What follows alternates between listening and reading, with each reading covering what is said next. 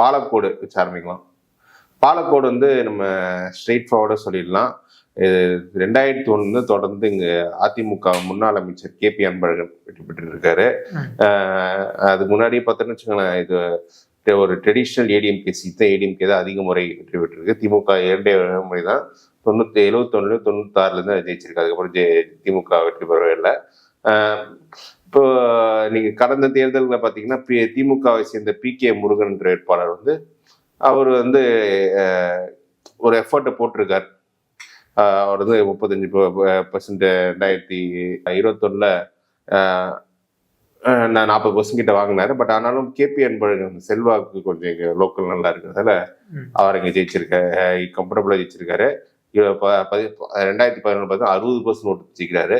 16 அந்த மும்முனை போட்டின்றதால 40%, 21 பாமக கூட்டணி இருக்கும் 54%ன்ற போது இந்த KP அன்பழகன் வந்து இங்க உறுதியா வெற்றி பெற மாதிரி தெரியுது. 21 அவர் தான் ஜெயிப்பாரு. இந்த மாதிரி போலரைஸ்டு டிஸ்ட்ரிக்ட்ஸ் நாம் தமிழர் தாவேகா பண்ற ஆல்டர்னேட்டிவ் ஃபோர்ஸஸ்க்கு வந்து பெருசா இருக்குது. இவர் ஜெயிக்கணுமா ஜெயிக்கக்கூடாதுன்ற ஓட்டு போடும்போது மாற்று கட்சிக்கு வாய்ப்பு ரொம்ப இல்லை. இப்போ அதனால தான் இப்போ நாம் தமிழ் ஓட்டிங் பார்த்தீங்கன்னு வச்சுக்கோங்க, 16 503 ஓட்டு தான் எடுத்திருக்காங்க.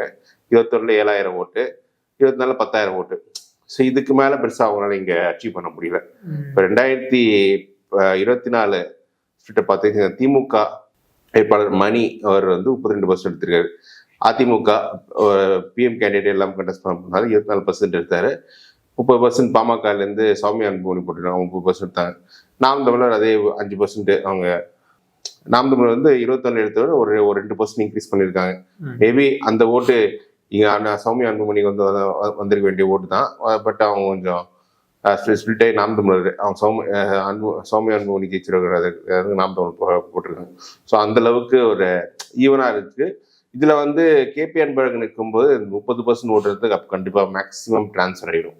அதுலேயே ஒரு 50% வந்துடும். ஸோ KP அன்பழகன் வந்து இங்க ரொம்பவே கம்ஃபர்டபுளா இருக்கு. அவர் தான் வெற்றி பெறுவார்.